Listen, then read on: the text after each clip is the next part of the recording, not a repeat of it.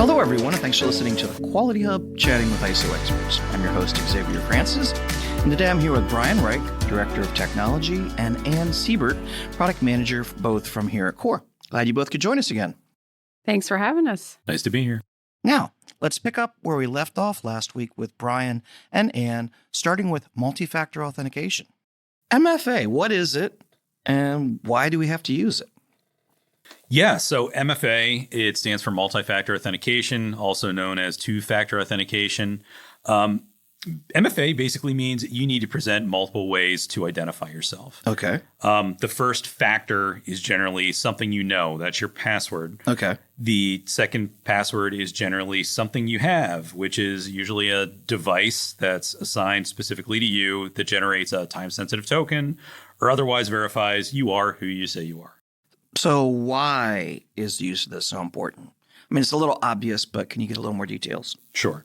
MFA is really important because, to summarize everything else I've said, passwords kind of stink as a security mechanism, if we're being really honest with ourselves, you know?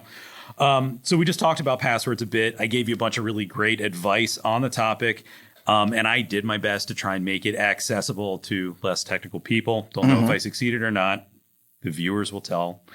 But, you know, it's still really hard to implement passwords safely and consistently, isn't it? Right. So, for example, I told you to pick a memorable passphrase, and then I told you not to reuse your passwords across systems. So how much length and complexity am I expecting you to keep in your brain to remember all your usernames and all your passwords or passphrases across all your systems? That's hard. Right. I will add, there are humans on the other end here. Yes. And you can't force anyone to do anything they don't want to do. No, you can't. We're really good at figuring out a way that works for us that might not be best practice. That's right. I mean, whatever the best practices are, people are still going to figure out a way to game the system to make it more convenient for themselves. I mean, let's be honest. It's a pain. Yeah, it's a massive pain. It is a pain.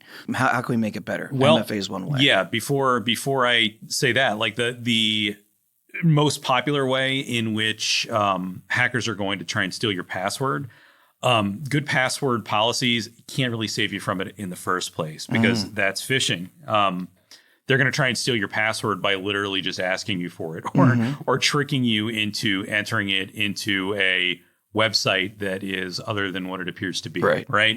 That's clicking the links. That's clicking the links. Yep. Yes. Yep. Don't click the links. Don't click the links. Yep. So I mean, even if your password is the entire text of some novel, if you literally just hand it to somebody via phishing attack, it really doesn't matter how complex it was. Right. So MFA does guard against that. Because if the service in question requires multiple factors of authentication, you've only given the hacker half of what they need to get into your account, right? They still have to have that that's something you have factor. Right. So MFA can come in a variety of flavors. I mean, it's not quite Baskin Robbins, but there's a few options. What are those, Brian? Now I got you thinking about ice cream. I know. I want some ice cream. Yeah, so there's lots of different multi-factor authentication options out there. I'm not going to make any specific recommendations, but I'll list a couple. Okay. Cell phones with an authenticator app, that's your most common solution. There's lots of authenticator apps. There's Authy, Google Authenticator, Microsoft Authenticator, Duo, Keeper, and many, many, many more. Most of them support pretty much the same common protocol, so they're mostly interchangeable. They're a pretty good option for individuals that are guaranteed to have a cell phone, and that cell phone is guaranteed to only be used by one person, and that it's got some level of security like biometrics or password unlock it, right? Right. Now, what if you're in a business, some places, this day and age, say, okay, you can't use your cell phone when you're here. Yeah, great question. That's going to be something that you require another flavor. So there are other options for that. And there are also people that, even though we recommend you don't, that there are shared accounts where one person holding that token, that phone, whatever it is, that's not going to work out. So for cases like that, some folks use a desktop authenticator app. It's a decent solution in kind of limited situations like that. Right. For example, on a shop floor, if you've got multiple people using a CNC machine or something like that, that can be an option. Right.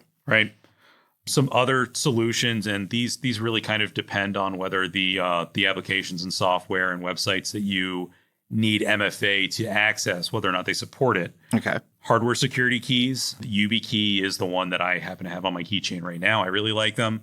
They're affordable, they're secure.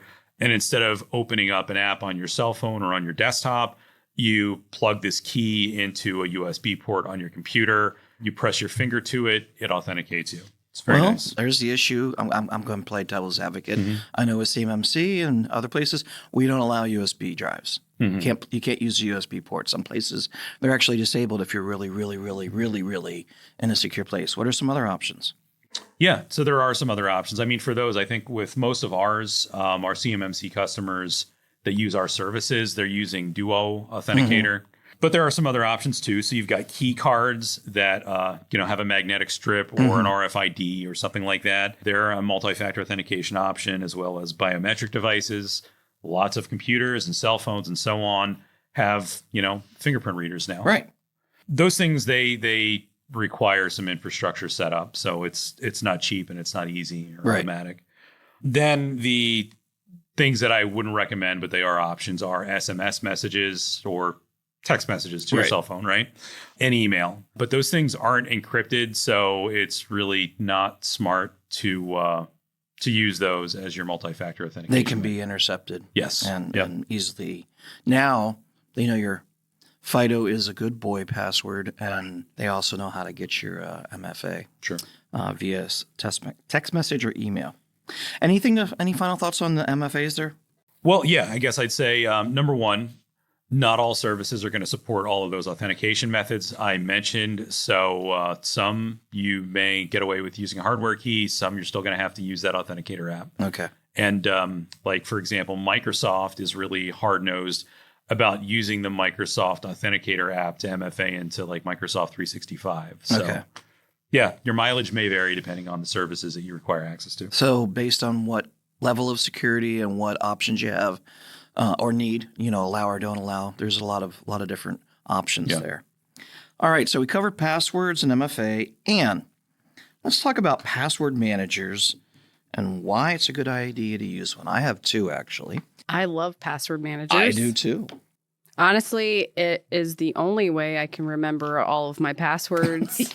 Actually, I don't remember all of my passwords. The password manager does that for me. So it keeps all of my sensitive information that I don't want out there all together in a vault. All I need to remember is one password, and that's the one to get into the password manager. Right. Some good examples of password managers: Keeper, LastPass, 1Password, Bitwarden. I'm sure there's plenty of others. It really depends on what features, functionalities that you might be looking for. There's some that are no cost, and there's some with cost. Right. So you really have to weigh out the pros and cons of each password manager, but it is highly recommended in this day and age to have a password manager because you have access to so many things. How are you going to remember it all by following all of our best practices, right? Right. Yeah, something that might be worth keeping in mind there is that like a password manager is different than just having a spreadsheet of your usernames and passwords. Like a password manager, it's an encrypted database. So I know, LastPass had a breach last year. Mm-hmm. When they got breached, people's passwords weren't stolen. The encrypted databases were stolen. So the attackers would still have to have people's passwords to get into their LastPass database in order to crack those passwords. The master password. Yeah, and I don't think that happened. Yeah. So. But still, and one caveat I will say, a lot of them, and both of the ones that we use, have used and use, I use Keeper and LastPass. You can have them as extensions in your browser. Yeah. One really important feature is to make sure that doesn't stay open every time you log in, that you have to sign in. And that's a pain.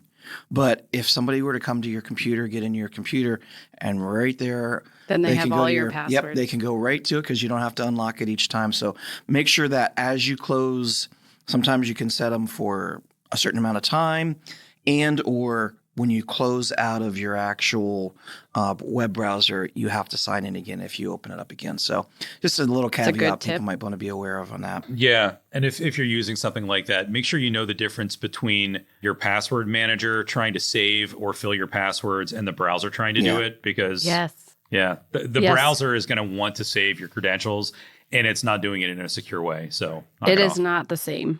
It is not the same to save it to Google or Edge compared to an actual password manager product. Yeah. So just be careful of that. That is one tip I wanted to highlight is do not use your browser password saver option. That's not the same as a password manager. Now, you gave some good reason, it makes it really easy to remember because you don't have to. What are some other good reasons that password managers might be used? You can sync it across devices. So if you have your password manager on your phone at home, you can still access products that you're not on your computer for. You can do it on your phone. Right. Or you're using another computer. You can still log in. You still know your password because you have your phone with you or you're logging into that product on that computer. Okay. Anything else? You don't have to remember anything. You remember one password compared to 100 or so. I can't even think of how many products I would have a password for. So you don't have to manage that. The password manager is doing that for you. Right. The only thing you have to remember is to enter it when you create an account. Yep. And usually if you have the extension on your browser, it will prompt you asking you to say, hey, do you want to save this? Yeah. That you can say yes to. But the browser asking you to save the password, I would not recommend. Correct. There's also alerts on a password manager. So like I said before, if there is a breach and your password might be out there or your account might be out there, it'll tell you. It'll also tell you if your password is weak and it might need to be enhanced. Or if it's something that's used more than once. Right. Yep. Yeah. If you use that password on another product, it'll tell you, hey, this is a duplicate. You might want to change it. Yeah. You say how many products. I think a lot of people were also thinking, oh, this is just for my login stuff and computer and stuff like that. I mean, how many apps on your phone now we're in up northeastern Pennsylvania and we just got some new Wawas. And I'm loving having Wawas around here from when I used to live in Northern Virginia. But, I go to use my Wawa app and it had an update and I'm waiting in line, trying to get my special free drink thing. And I have to log back in and there's 4 people looking at me. But luckily, I was able to go into my password manager, grab it real quick, put it back in. And, I didn't get too many dirty looks as I got my tasty beverage. Things you don't use all the time. It's going to keep it there. And then you can go and search for it and say, oh, yeah, I do have an account for that. Yep. Really good ways. So let's bring this to a point of one of the reasons we're here is Core's making some changes. We're making some changes to our software and how customers log in regards to both passwords and MFA. Brian, can you give us a little bit about those updates? As always, we're focused on security enhancements for Core, and now we're starting to focus on some user-facing security implications by changing policies, default behaviors, and moving our customers towards better security practices within the application. Okay. For starters, we are increasing the minimum password length requirement to 16 characters. Okay. Now, you're not going to log in today and be forced to change your password to 16 characters. But the next time you change your password, you will be required to use at least the minimum 16 character length. So prep your special Start thinking about that passphrase. Yes, passphrase. Yep.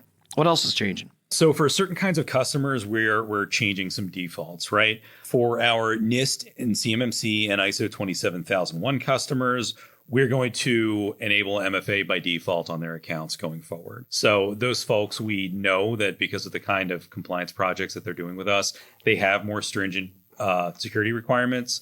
So we just want to start them off on the right footing in our application by requiring that by default. Now, can most or all customers have MFA now if they choose to? Yes, they can and they should, but we're not going to force anybody's hand, at least at this time. And that you get from the Go menu? Yes, Anne, under correct? Administration. Under administration. Okay, great. Yep. Anything else, Brian? Finally, we're not expiring passwords for new accounts. So that is new, and that is going with the more modern NIST guidelines. So for all existing customers that have password expiration policies on their accounts, we're not changing that. But for new accounts, we're not turning that on by default. The ability to turn it on will still exist. We know we've got customers that have they have company policies that are going to still require them to rotate passwords on occasion. So we want to give them the ability to meet their internal compliance requirements. For everybody else, this isn't something you need to be doing going forward. Gotcha.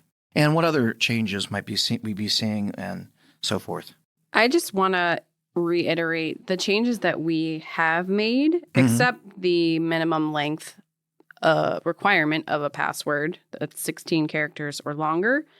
Everything can still be customized by the customer. Okay. So that can be enabled.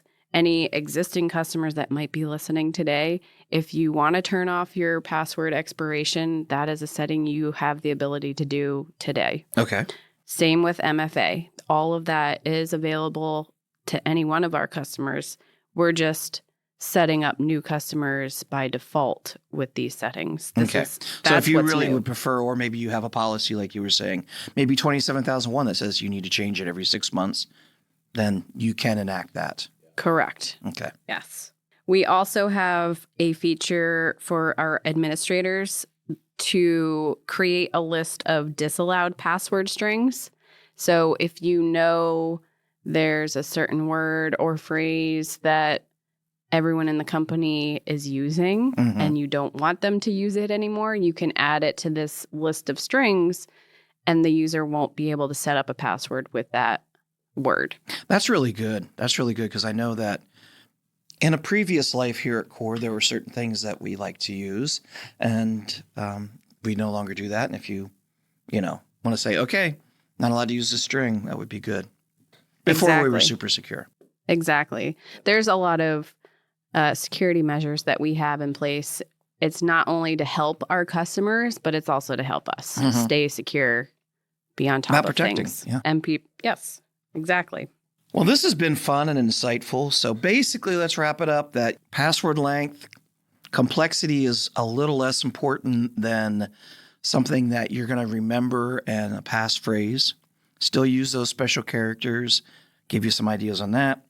Use your MFA or two-factor authentication. So you have something else other than just a password to protect you. And also use password managers, yes. Which one thing I do like about ours at work here, you can actually have your TFA work on that. Really do appreciate you both being here. Anybody have any last thoughts? I would say security is not necessarily fun, but it's all for protection, insurance, that sort of thing. Yeah. So yes, it's annoying, but we all have to do it just to stay secure. And unfortunately, just like you're not going to walk into a bad part of town without keeping your eyes open or maybe, being with a group of people or self-protection, something like that. You don't want to go into this wild world of the web without some kind of protection measures. Exactly. Yeah. And these are our best practices today. It might change in a month to 2 years. Who knows? It's, technology is always changing. So you just got to stay on top of it, keep learning, understanding, training, and implementing new things. Yep.